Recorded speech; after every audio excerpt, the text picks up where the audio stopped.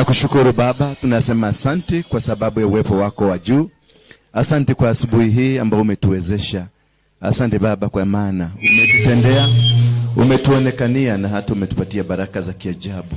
Asante kwa mama aliye hapa, asante Baba kwa baba aliye hapa, mtoto aliye hapa, mvulana na msichana wote walio hapa, ukaweze kuwabariki, kuwainua na kuwawezesha tena.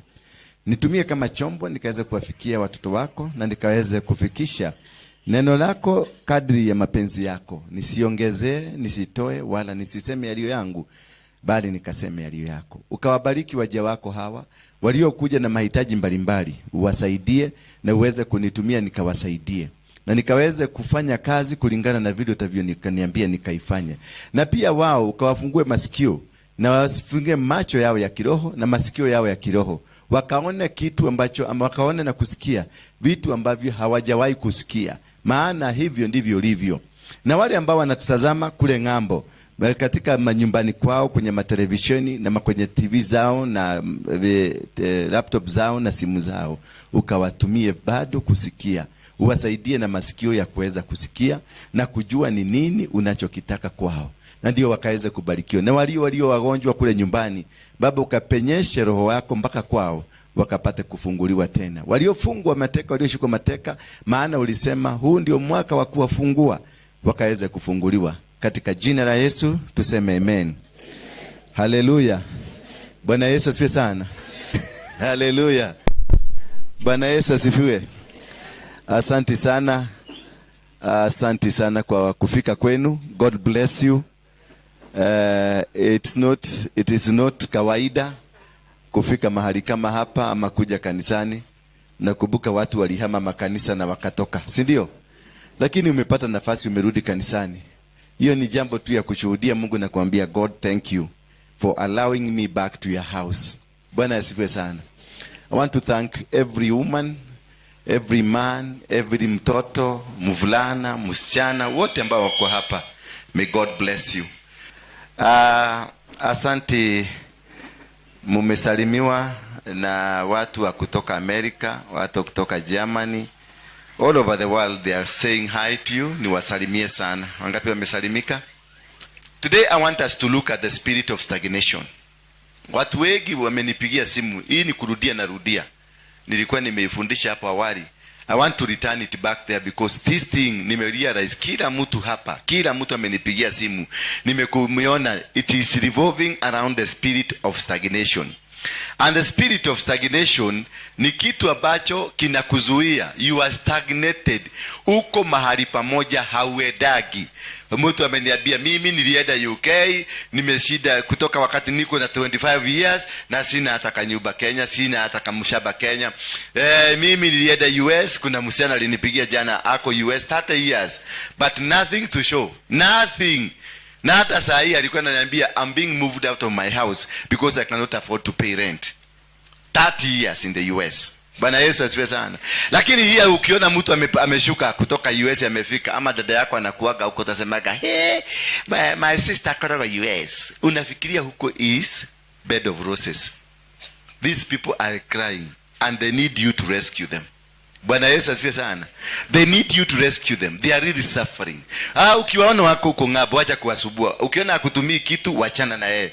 Hana akikuwa unajua hawezi kukwambia hana, lakini yuko ndani. Ile kitu inapitia ndani yake. It is very ngumu. Ni maisha gumu. I cry every night because watu wa Amerika wananipigiaga usiku kabisa, usiku saa 8. Unaona mtu hataki kujua kama ulikuwa umelala ama nini, anakupigia simu tu na anaanza kukupatia maneno. Analia, unamsikiliza, analia, unamuombea. You feel it. And nimewa encourage, call anytime because I have realized wakilia hiyo yote mtu anapona. Bwana Yesu asifiwe sana. Sasa hata mimi nimekuwa nikilia, wakilia na mimi naanza kulia. Wao wanalia na bass, mimi nalia na soprano.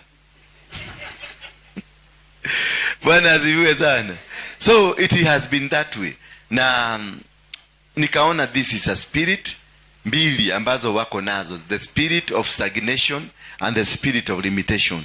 This Sunday nataka tusome spirit of stagnation. Alafu next Sunday we'll be looking at the limitations so that we can be able to speak blessing to them. Ndio tukienda Murang'a tunaenda kufugua. One thing niliweza kukamata hawa wazee. Walikuwa 8 walitoka Kenya. Wamekufa 7, kumebaki mmoja. Good thing nilikutana na his health. Ni mzee mzuri, ako na miaka 95, lakini anakuangalia tu hivi, anakuambia kila kitu. Nikajua huyu ni mchawi. Mtamsikiliza tu kwa Saimokei, ukaona huyu kweli. Na akaniambia ile miti yote walitumia, zile ng'ombe walitumia, zile mbuzi walitumia, na kila aina ya ile vitu walitumia, kwa sababu walitoka kwa kichaka. Wakaambiwa na wakakuja kwa Kenyatta, wakaambia sasa tumeshida, tupatie shamba. Kenyatta aliwaambia toeni pesa mkanunue shamba. Ungetoa wapi pesa? Ungetoa wapi pesa ukanunue shamba? Na hapa tu wakakuta mabibi zao zote wamechukuliwa, na wale waliwachwa, wale walikuwa naitwa home guard, na wengine walikuwa wanashikwa. Mzee kama huyu anashikwa, bibi yake anawekwa hapo, bodyguard home guard anakuja analala na yeye ukiangalia. Alafu na kimaliziwa, bibi yako kimaliziwa na biorara chini, wananyeroswa viboko ama unapigwa risasi. Sasa hiyo bitterness, Kenyatta akasema mtikae hiti kere ati msamehe ya watu. So that bitterness, it cost this nation. Walishikana wakasema na inywe sianashi ya gati. Hawa ambao walifikiria watakula na mashamba atakuwa sianashi ya gati. Hamutatajirika, hamutapata, mutachukua hiyo mko nayo, lakini watoto wenu hawatakula na watoto wa watoto. Alafu sio wa kizazi cha 5 endless. Na hata watoto wenu wakisoma, narudia maneno hiyo mzee, na hata watoto wenu wakisoma hawatapata kazi, na wakipata kazi hawatajisaidia. Na nikatoka angalia examples za watu 6 prominent Kenyans walikuwa ma minister Kenya, ambao walikuwa ma home guard. Saizi watoto wao, mmoja nilikuta ni lesbian, huyo mwingine ni gay. Kazi kubwa huyo mzee alikuwa amewacha Kenya hii, ilichukuliwa na watu wengine. Alipatia nini? Imechukuliwa. Kazi yote ya billions of money imepotea. Watoto saizi wanaomba chakula kama wale wako. Na ni watoto wamesoma, wamepelekwa Harvard, wengine wamepelekwa Massachusetts, wengine wamepelekwa all over in the world. But they cannot afford to live in this world. Kumbe ni hawa wazee 8 walifanya hiyo maneno yote, wakafuga Kenya. That is where we are completely stagnated. Ni uchawi. Alafu wakanipeleka mpaka mahali walifanyia hiyo kazi yote kwa kichaka. Pale walifanyia, wakafanya Nyandarua, nilikuwa Nyandarua. Wakafanya Murang'a, nilikuwa huko. Walifanya Kiambu, wakafanya Embu na wakafanya Meru. Hizo magogona pale walifanyia kwote. It is still there. So tell me, hata kama mumiokoka, kwa sababu mumiokoka nyinyi warokole, how do you see making it? Do you see yourself making it? You cannot make it, because you don't even know. You don't even know what is really tormenting you. Haujui shida ilitokea wapi, shida ni nini. Wewe tu ni kusema hoera kigo kemwe, aliokigo kemwe. Sasa aliokigo kemwe, na mimi nimefanya research ya 3 weeks mpaka nikapata hiyo mzee.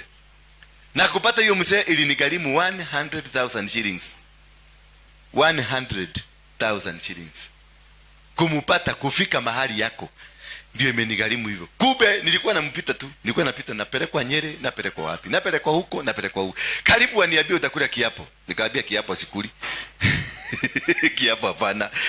Kiapo hapana, lakini mzee lazima nitamuona, because we need to tufugue hii dunia. Bwana Yesu asifiwe sana. Na alikubali. Na tukaongea, na akasema ako tayari kufugua hii nchi. Na sasa situko na hawa. Huyu ni mmoja, huyu ni mwingine. Walikuwa simuliona hawa wakati tulienda hapa City Stadium. Nilipowafikisha huko, hiyo roho ikachomoka ikaongea. Kumbe hawa, huyu na yule mama alienda wapi? Kumbe hawa bado ndio walifutuvugia hapa City Stadium. Hawa, huyu unaona hapa wamekaa hapa. Na wanakujaga tunawapatia chakula hapa. Kumbe yule 1952 walishika mchaga. Wakasema yule atauza hichi hii, yule atauza struggle hii, na hii maisha yake iishe. Na maisha simeisha. Umeona? So we need, wachawi tuko na wao. Ni venye hatuwajui, tunafikiria gasi wachawi. Yule alikuroga, muko na yeye. Ni venye ujui, yeye ndiye anakurogaga. Kwa sababu maneno tu ya yumu ni uchawi. akiongea kinyume tu kidogo, ama moyo wake ukasirika kidogo, that's witchcraft, na imekushika. Na wewe utaenda kungangana kwa wagaga, unaonaga tata yako anti ni tata lile okirego kwa nago maudo mako mahetani no ukubuki huyu mzee ulimkasirisha, na nikimzee tu ulikasirisha kaka akakamzee kalikuwa kanapita kwa barabara hivi kati ukakaka ukapita kumbe ulijiroga. Bwana Yesu asifiwe sana. This thing is coming to an end. Sema it is coming to an end. Asante sana. The spirit of stagnation. The spirit of stagnation is a kind of the dying that leads to death. It is a spirit that leads to death. It is a system that comes into your life. Stagnation. Unajionanga uko, but unaenda ukikufa. Inakuanga pole pole, pole pole, pole pole. Your business dies pole pole, pole pole, pole pole. Your family dies pole pole, pole pole, pole pole. Your anything you do pole pole, pole pole, mpaka munaisha. Why? Because there is something that happened in your life na haukuweza kuaddress. Kuna kakitu kalifanyika, na hiyo kakitu kwako ni kakitu kadogo, lakini haka kakitu ni kakubwa. Bwana Yesu asifiwe sana. Ni kitu kubwa, lakini ilikuwa ni matamushi tu ya mama yako. Mama yako alikwambia wewe mjinga, wewe dole hakili. No way, no. That's the end. For you, you think that is an ordinary word. That's an ordinary, kitu ya kawaida. Wewe dole hakili, taka taka. No way, no. Wewe kiena ko. Wewe ukinawe taideria modu. That is the spirit of stagnation imewekwa kwako. Hiyo tu. Wewe doleke hauna akili. Hiyo tu. Na yeye alikuwa tu na maasili zake, ama venye mama wamezoea. Unasema unaambia mtoto yako umemfuga forever, he will never come up. Na wewe unaenda kwa mganga kutafuta wachawi. Kumbe mchawi ni mama yako, ndio alikuwekelea, ndio alisema wewe una akili. Kumbe mchawi ni bwana yako, ule alikuoa, akikuchapa, akikutusi, takataka wewe mjika hii. Wewe ndoge taidia na ndoge taidia wewe. Zina go mumarayo huyo. Kwisha wewe. Those simple ones that comes very quickly. Simple ones. Zinakujaga matamushi, inakujaga haraka haraka. Na uwezi hata in 10 minutes hauta, kwa sababu ukitukana bibi yako, ushaitukana, si ndio? Ukitukana na hiyo mzee, si mnarudi tena haraka haraka, mnaanza dadi yake, utarudi kufanya hivyo. Kwa nini ulifanya hivyo? Mnaongea kisha mnaikia bedroom. Niyo story inafanya nini? Mumeaddress hiyo maneno aliongea? Hamuku address, na already hiyo maneno imejiandika. Sasa itakuja kuanza kufanya kazi pole pole, wakati hauko aware. Wakati sasa unafikiria sasa ni kuenda. Maana alisema hakuna mahali utaenda. Alisema you will never succeed. Alisema wewe ni takataka. Alisema wewe hauna akili. Sasa wakati wa kutumia akili, pale akili yako inahitajika, ndio sasa ile maneno inasimama. Inakuambia uliambiwa hauna akili. Na kwa sababu ukubuki kwa sababu ilikuwa 10 minutes ya kutusiwa na 1 hour ya life ya kukena usiku, sasa kujivijali, kujitana mbebe na nini. Hiyo maneno yote ikatoka, ukasahau, lakini imejiandika katika ulimwengu wa kiroho.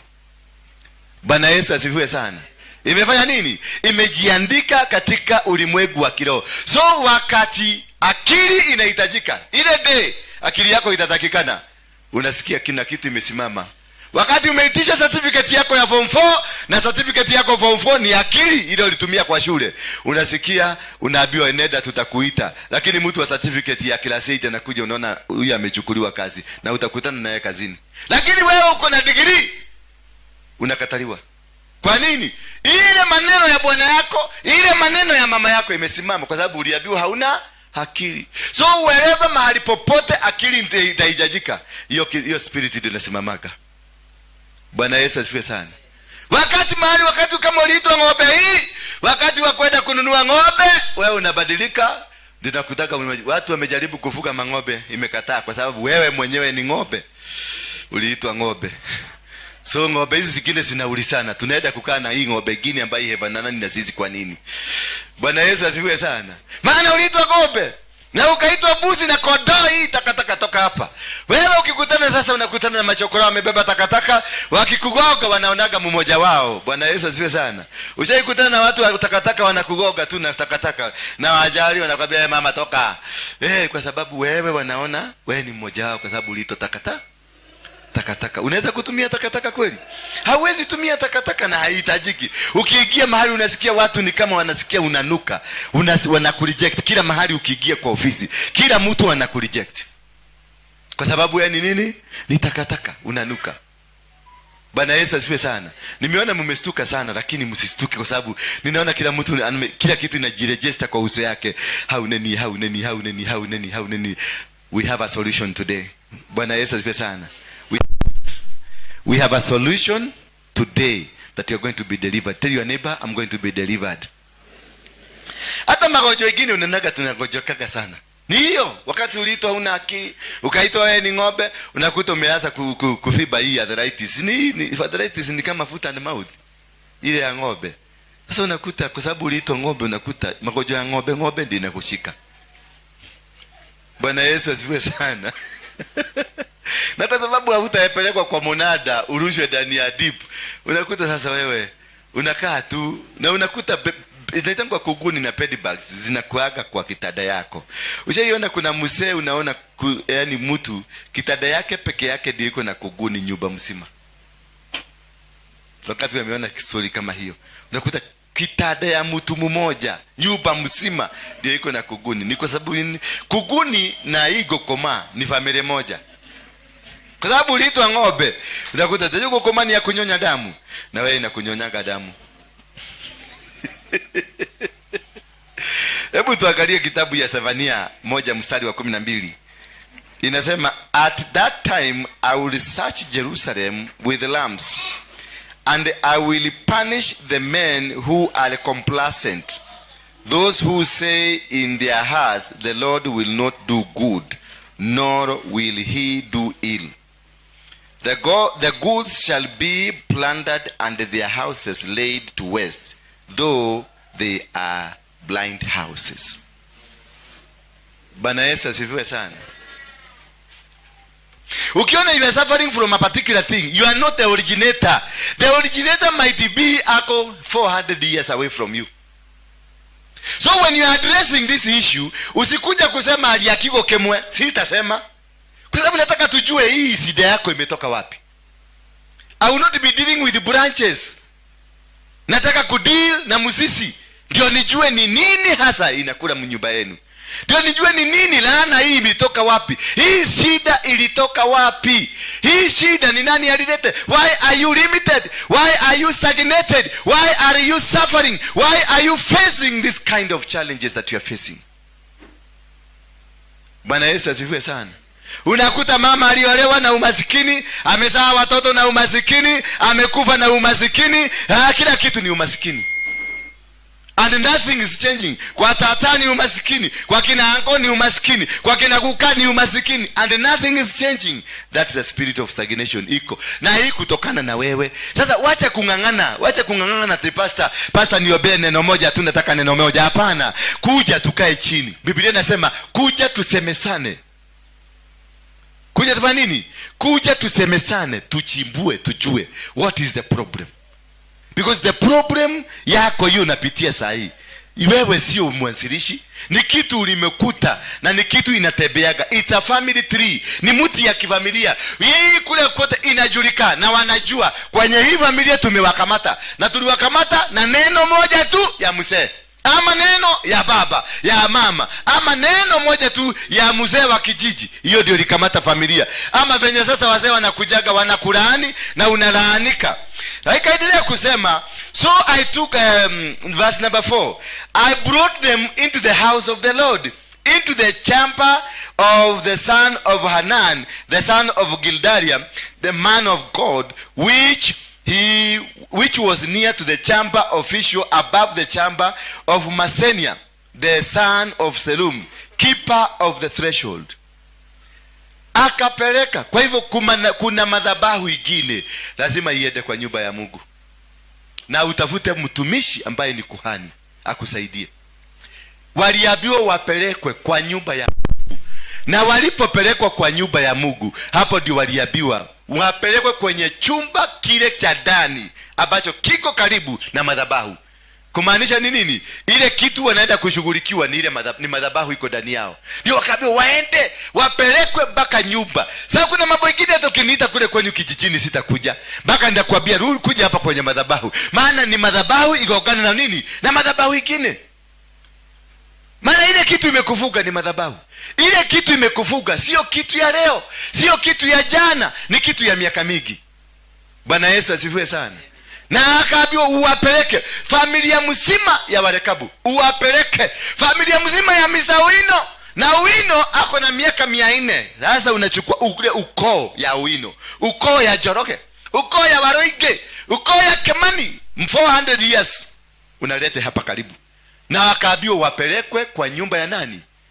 Ya Mungu, kwenye hekalu. Na wapelekwe kwenye chumba kile sasa ile ya kuhani, wapelekwe huko, kwa sababu ile kitu inataka kushughulikiwa inahitaji kuhani mkuu.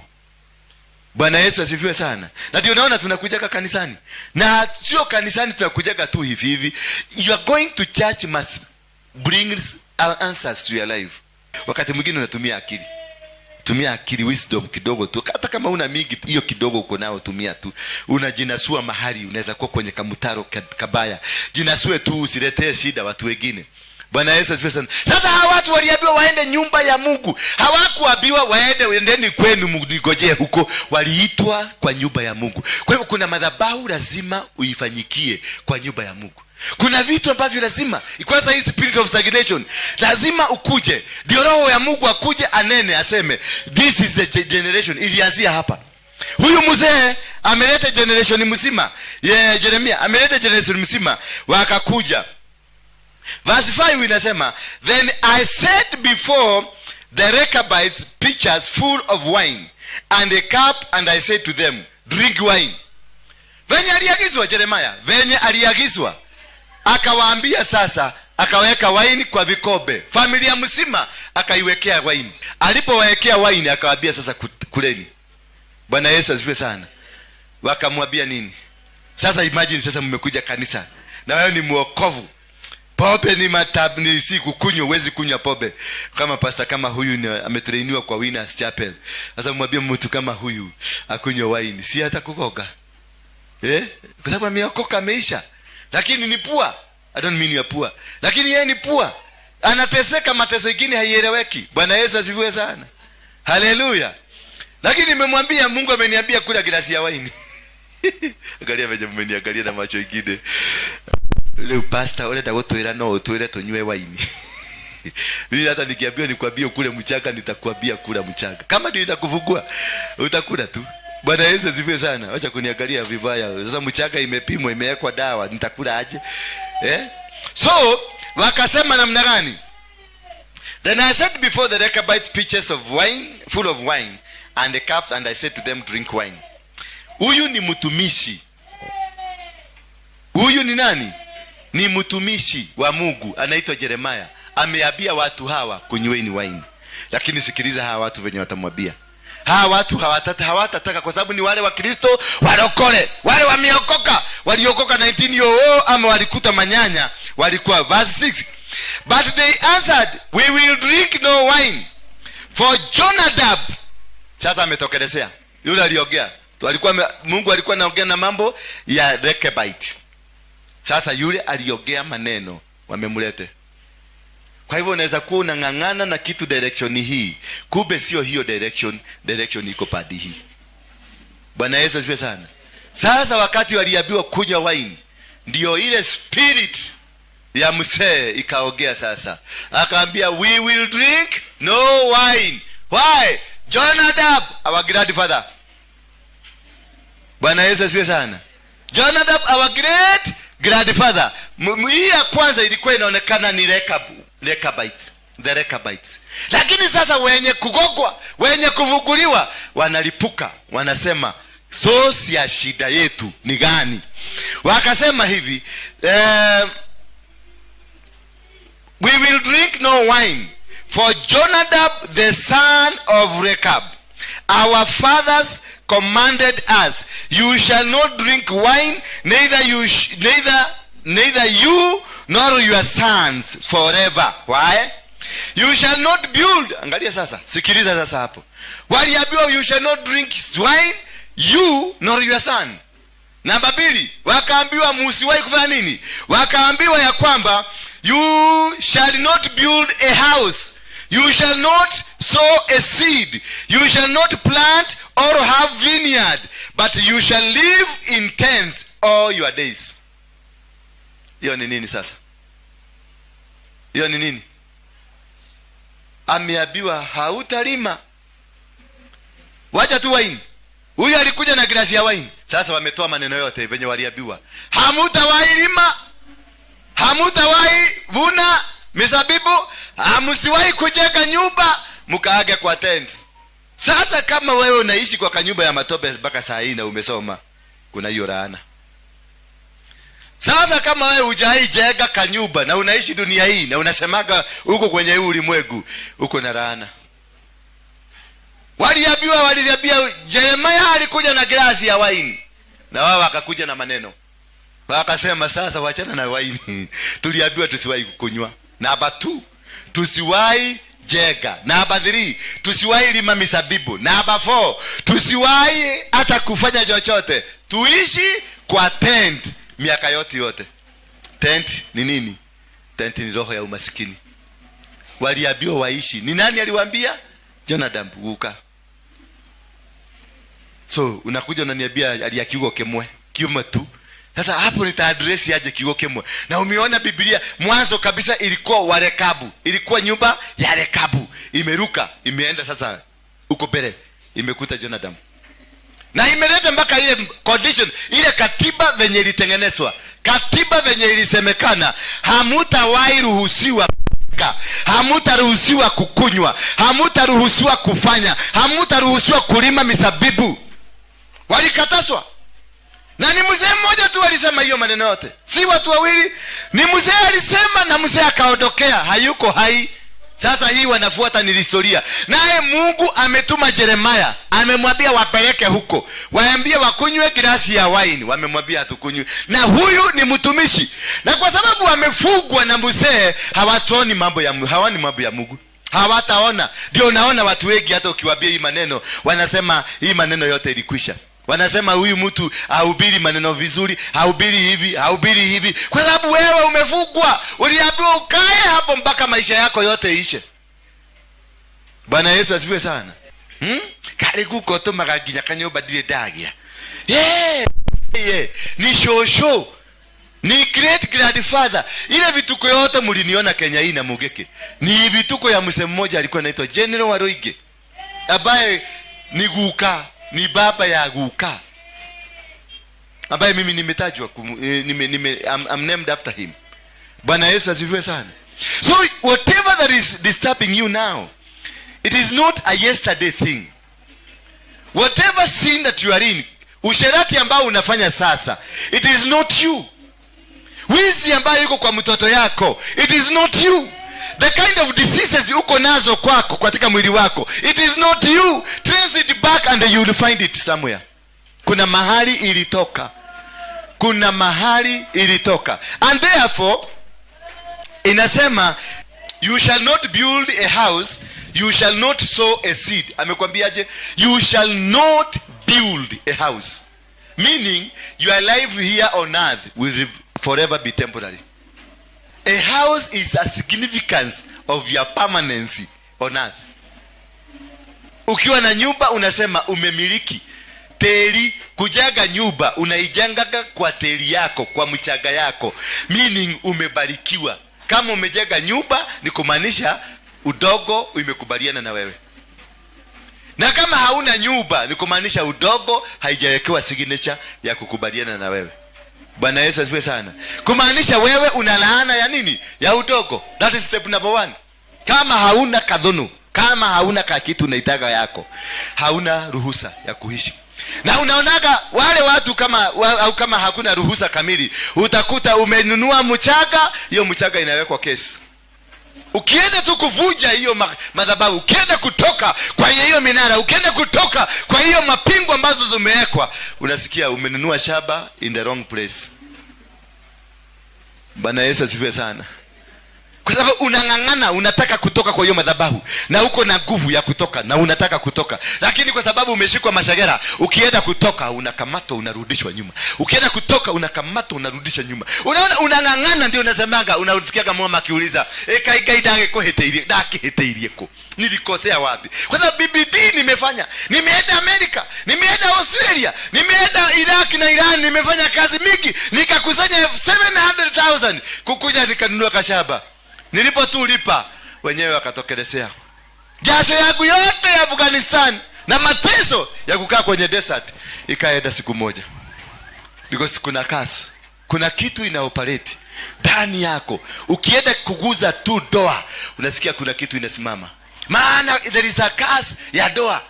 Ukienda tu kuguza shaba, unasikia kuna kitu imesimama, kwa sababu kuna generational curse ya shaba. So meaning there is a strong man in your life that speaks over that which hinders you, and that is a strong man you need to address. You don't need to address any other. Wachana na hiyo ugonjwa uko nayo sasa, wachana na hiyo kitu inakukula saa hizi. No, address the strong man in your life. Bwana Yesu asifiwe sana. Kwa hivyo unaweza kuwa with all the intelligence that you have, but ukijaribu kufanya tu jambo moja, unakuta hilo jambo linakusumbua. With the education, with the money, with the favor and everything, kitu inasimama. Jonadabu wako anasimama. This is where the problem is, that God has spoken, God has said it, but because kuna shida ya mtu mmoja tu alionena, hiyo shida inasimamishwa. Inaambiwa sasa, hii hapa hatuendelei. Kwa nini? Kuna msee anaitwa Jonadab alisema hapa hakuna kukula pombe. Na Babili sio pombe peke yake, hata kujega hakuna. So kama hujajega, hebu ende utafute Jonadab wako ni nani. Jonadab wako mwenye alisema kujega hakutajegwa, wewe ndio mtafute. Jonadab mwenye amefanya kwako yote, generation yenu yote, mturaga nyumba cia mukoboro. There is a Jonadab. Abia mwesako kuna Jonadab. Na akaambia wasilime. Unaendeka unaweka tubuzi tunakufa. Unaenda unapata tumaidi, kajua ukipata tumaidi, kajua kanakuja kana mesa tuote. Lakini wakati hautampata, maneighbors wanavuna. Mpaka maneighbors wanasema, huyu mtu tuchage pesa tununue ishaba. Yeye ndio anasababisha maidi. Kwa sababu akipata, jua inakuja inameza, ama kunatokea mvua kubwa inabeba kila kitu. Because there is a Jonadab in your life. Kuna Jonadab mwenye alisema musilime wala musijege nyumba, na akasema nyinyi mutaishi kwenye tent. When you say utaishi kwenye tent, amesema uishi kwenye umaskini na ukubaliane na umaskini.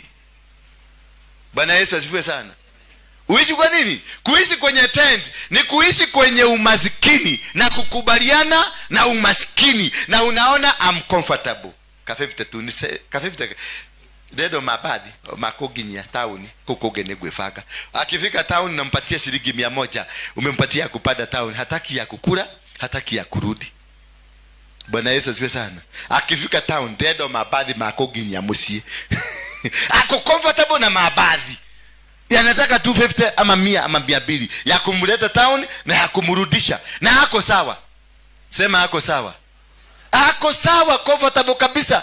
Na there is nothing anaona baya, anaona kila kitu inaendelea mzuri. Verse number 8. We have obeyed the voice of Jonadab the son of Rechab our father in all he commanded us. Bwana Yesu asifiwe sana.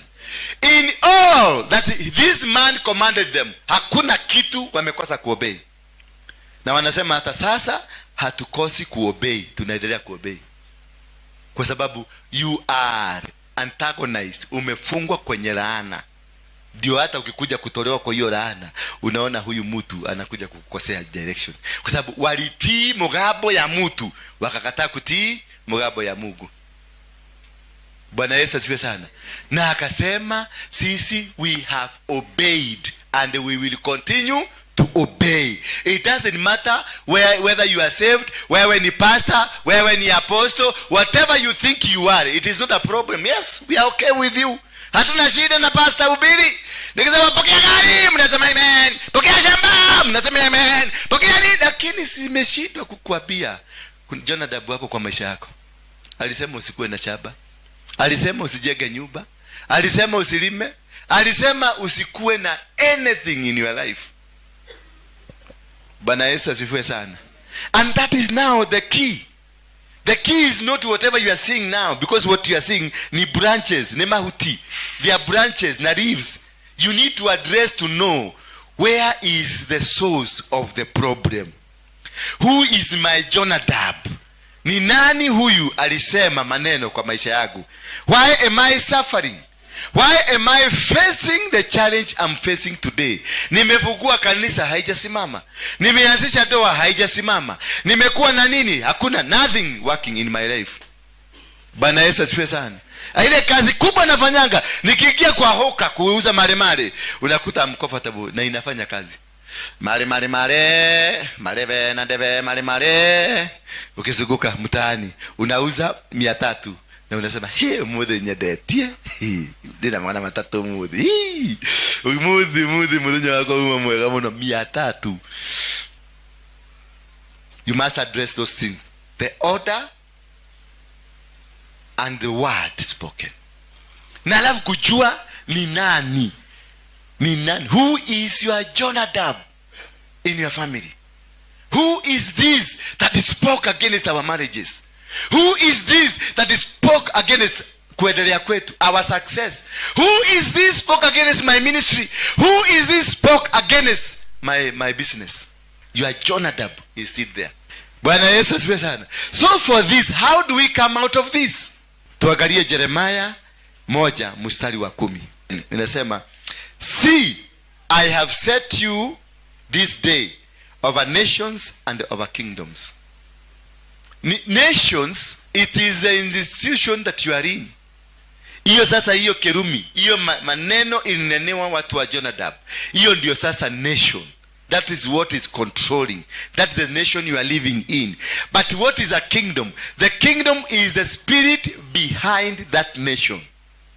So Biblia inasema, see, today I have set you over nations and the kingdoms. So you must deal with your nation and you must deal with your kingdom.